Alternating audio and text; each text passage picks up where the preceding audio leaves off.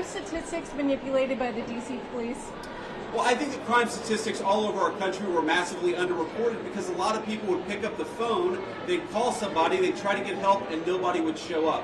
If you look at wait times, at 911 response times all across our country, but certainly in Washington, D.C., they were way too long. And that wasn't because of the D.C. police, that was because there was too much crime and too few law enforcement agents on the street to bring order and decency to this city.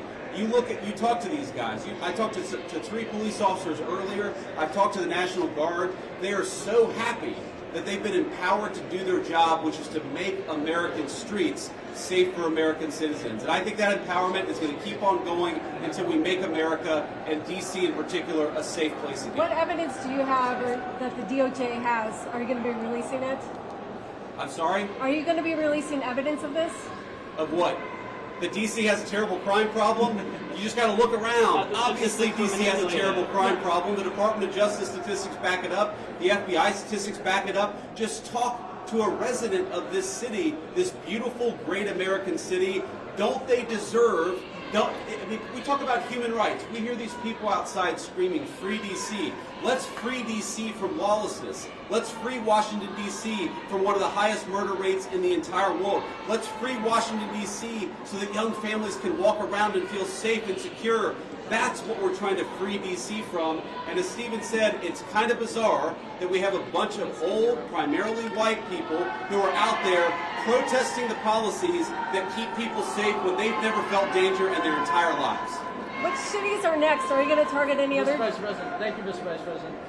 What are your thoughts on the establishment media's criticisms of President Trump's push to end the Russia-Ukraine war?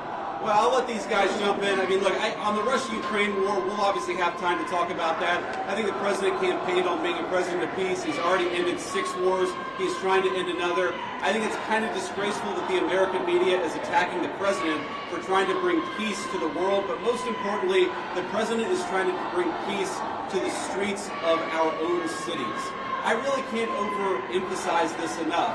It's the greatest country in the world. We've got moms and dads and young families.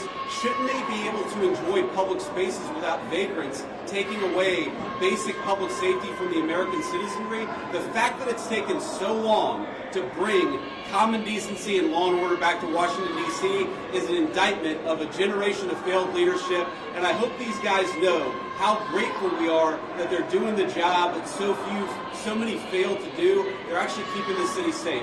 We're proud of you, and we're grateful to you. Polls show that a majority of D.C. residents don't support the Guard. What's your message to that? I'm sorry? Polls show that a majority of D.C. residents don't support the Guard here. So what's your message to the majority of D.C. residents? I'm highly skeptical that a majority of D.C. residents don't want their city to have better public safety and more reasonable safety standards within Washington, D.C. I don't know what poll you're talking about. Maybe the same polls that said Kamala Harris would win the popular vote by 10 points.